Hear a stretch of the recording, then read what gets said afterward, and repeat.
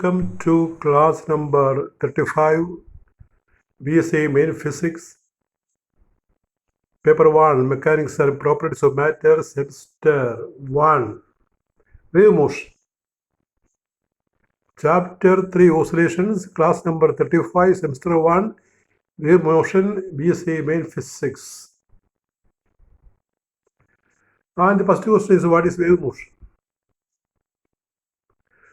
What is wave motion? തരംഗ ചലനം എന്ന് പറഞ്ഞാൽ എന്താണ്? തരംഗ ചലനം, വേവ് മോഷൻ എന്ന് പറഞ്ഞാൽ എന്താണ്? A wave is a disturbance. Wave ഒരു ഡിസ്റ്റർബൻസ് ആണ്.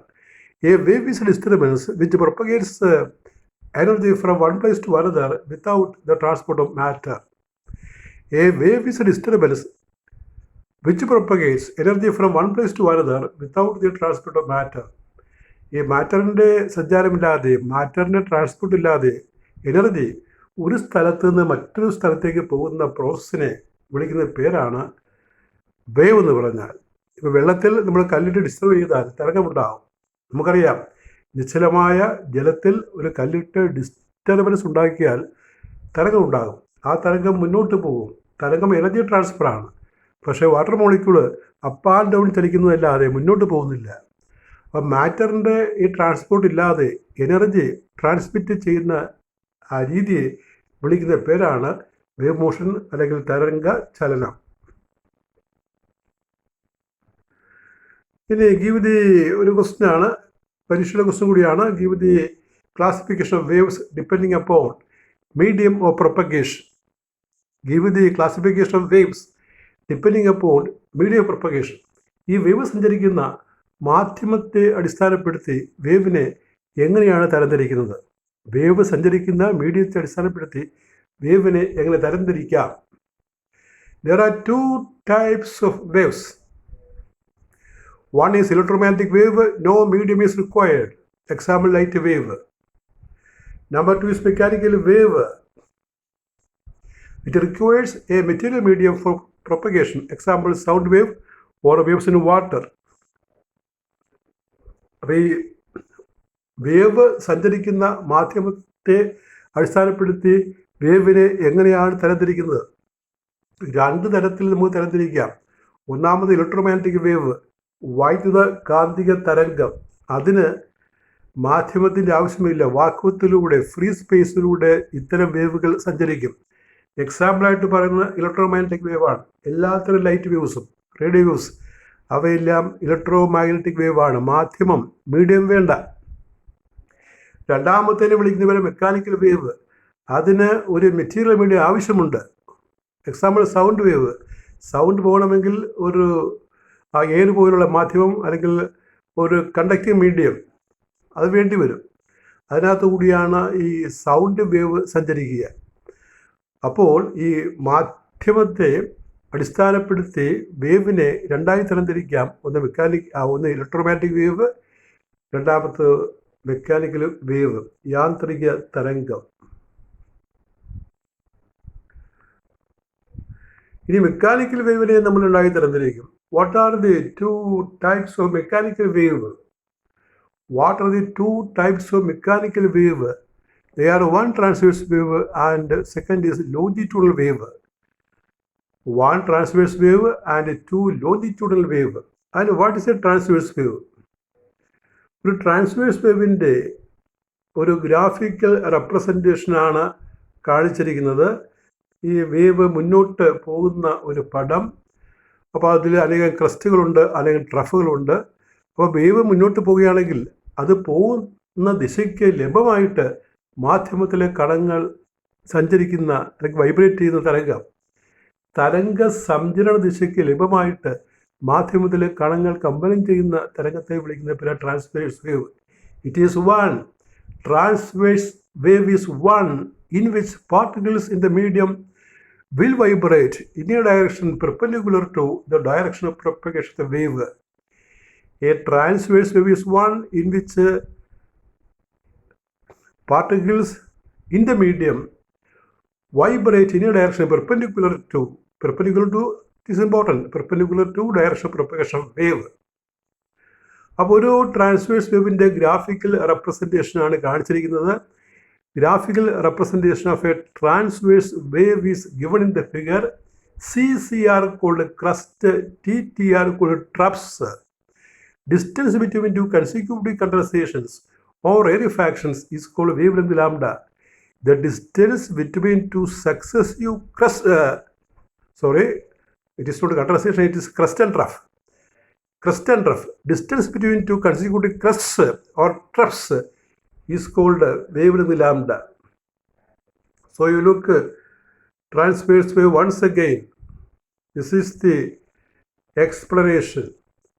A wave which propagates in a direction perpendicular to the direction of vibration of the particles of the medium is called a transverse wave. Example, electromagnetic waves, gamma rays, X-rays, visible light, radio waves, etc. Number 2 example, vibrations in a string. Violin string ഒക്കെ vibrate ചെയ്യുന്നത് transverse wave ഫോമിലാണ്. In a transverse wave, there are number of crusts and troughs. നമ്മൾ പറഞ്ഞതാണ്. In a transverse wave, there are number of crusts and troughs. The distance between two consecutive crusts or troughs is called wavelength lambda. You know how to write lambda. The distance between two consecutive crusts or troughs is called wavelength lambda. തൊട്ടടുത്ത രണ്ട് ക്രസ്റ്റുകൾ അല്ലെങ്കിൽ രണ്ട് ട്രഫുകൾ തമ്മിലുള്ള അകലത്തെ വിളിക്കുന്ന പേരാണ് തരംഗദൈർഘ്യം, wavelength lambda. അടുത്ത longitudinal വേവാണ്. അപ്പോൾ ലോഞ്ചിറ്റ്യൂണൽ വേവിൻ്റെ ഒരു ഡയഗ്രമാറ്റിക് റെപ്രസെൻറ്റേഷനാണ് ഈ പടത്തിൽ കാണിച്ചിരിക്കുന്നത്. ആ ലൈൻ, വെർട്ടിക്കൽ ലൈൻസ് എല്ലാം കാണിക്കുന്നത് ഒരു മോളിക്യൂൾ അല്ലെങ്കിൽ അറ്റോമിക് പാർട്ടിക്കിളായിട്ട് വിചാരിക്കാം, മോളിക്യൂൾസ് ആയിട്ട് വിചാരിക്കാം. മാധ്യമത്തിൽ ഈ ഒരു ട്യൂണിംഗ് ഫോർക്ക് വൈബ്രേറ്റ് ചെയ്യുമ്പോൾ സൗണ്ട് ഉണ്ടാകും. ആ സൗണ്ട് മുന്നോട്ട് പ്രൊപ്പഗേറ്റ് ചെയ്യും. അങ്ങനെ പ്രൊപ്പഗേറ്റ് ചെയ്യുമ്പോൾ ഈ മോളിക്യൂൾസ് അടുത്തും വരാം അകന്നും വരാം. ഈ മോളിക്യൂൾസിൽ അനേക ഉന്നതമർദ്ദങ്ങളും അനേക നീചമർദ്ദങ്ങളും ഉണ്ടാകും. ഉന്നതമർദ്ദങ്ങളെ, കൂടിയ മർദ്ദങ്ങളെ നമ്മൾ കണ്ടൻസേഷനും ആ കുറഞ്ഞ മർദ്ദങ്ങളെ നമ്മൾ റേറിഫാക്ഷൻ എന്ന് പറയും. മോളിക്യൂൾസ് അടുത്ത് വരുന്നതിനെ കണ്ടൻസേഷൻ എന്നും മോളിക്യൂൾ അകന്നു വരുന്നതിനെ റേറിഫാക്ഷൻ എന്ന് പറയും. അങ്ങനെ ഈ തരംഗ സംചരണ ദിശയ്ക്ക്, തരംഗം പോകുന്ന ദിശയ്ക്ക് പാരലായിട്ട് മാധ്യമത്തിലെ കണങ്ങൾ കമ്പനം ചെയ്യുന്ന തരംഗത്തെ വിളിക്കുന്ന പേരാണ് longitudinal wave. It is a wave in which particles in the medium will vibrate in a direction parallel to the direction of propagation of the wave.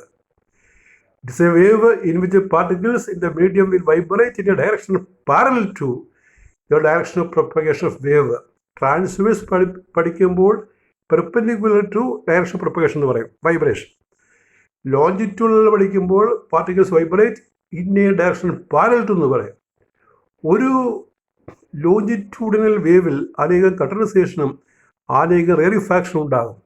Condensation എന്ന് പറഞ്ഞാൽ മോളിക്യൂൾസ് അടുത്ത് വരുന്ന മർദ്ദം കൂടുതലുള്ള പോയിന്റുകളാണ്. റേറിഫാക്ഷൻ എന്ന് പറഞ്ഞാൽ മോളിക്യൂൾസ് അകന്നു വരുന്ന മർദ്ദം കുറവുള്ള പോയിന്റുകളാണ്. ഇങ്ങനെ അനേകം കൂടിയ മർദ്ദങ്ങളും കുറഞ്ഞ മർദ്ദങ്ങളും ആ രീതിയിലാണ് sound wave, longitudinal wave propagate ചെയ്യുക. Now we look longitudinal wave. It is explained a wave which propagates along the direction of vibration of particles of the medium is called longitudinal wave. പാർട്ടിക്കിൾസിൻ്റെ vibration ഡയറക്ഷനിൽ തന്നെ wave സഞ്ചരിച്ചാൽ അതിനെ വിളിക്കുന്ന പേരാണ് longitudinal wave. Example a sound wave. It is explain using a spring. ഒരു spring കൊണ്ട് explain ചെയ്യാം. Take a helical spring and fix one of its ends to the wall. Hold the other end in hand. Suppose the spring is given a sudden compression as shown in the figure. Then wave advances in the form of condensation and rarefaction. That is not written there. In a longitudinal wave, there are a number of condensations and rarefactions. The distance between two consecutive condensations or rarefactions is called wavelength lambda. അപ്പോൾ ഒരു longitudinal വേവിൽ അനേകം കണ്ടൻസേഷനും അനേകം റേറിഫാക്ഷനും ഉണ്ടാകും. തൊട്ടടുത്ത രണ്ട് condensation അല്ലെങ്കിൽ റേറിഫാക്ഷൻ തമ്മിലുള്ള അകലമാണ് wave length. അത് ലാംഡ സിമ്പൽ കൊണ്ട് സൂചിപ്പിക്കും. ഇനി നമ്മളിവിടെ ഈ വേവ്സിനകത്ത് പഠിക്കുന്ന ഒരു മൂന്ന് ബേസിക് ഡെഫിനിഷൻ ഉണ്ട്. Wave length, frequency and velocity wave. What is wave length, what is frequency and also velocity wave. അപ്പോൾ അതിന് നമ്മൾ ആംപ്ലിറ്റ്യൂഡ് പറയണം. Amplitude of A wave is the maximum displacement in any particle of the medium from the equilibrium position. ഈ wave മുന്നോട്ട് പോകുമ്പോൾ particle vibrate ചെയ്യുമല്ലോ, ആ വൈബ്രേഷനെല്ലാം simple harmonic vibrations ആണ്. അപ്പോൾ അതിൻ്റെ ആ മാക്സിമം ഡിസ്പ്ലേസ്മെൻറ്റിനെ വിളിക്കുന്ന പേരാണ് amplitude. Amplitude of A wave is the maximum displacement of any particle of the medium when from the equilibrium position. Now comes periodicity.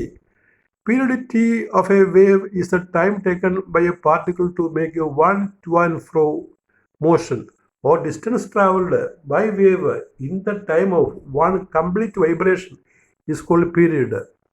ഒരു പൂർണ്ണ വൈബ്രേഷൻ്റെ നേരം കൊണ്ട് തരംഗം മുന്നോട്ട് പോകുന്ന ദൂരത്തെ വിളിക്കുന്ന പേരാണ് periodicity.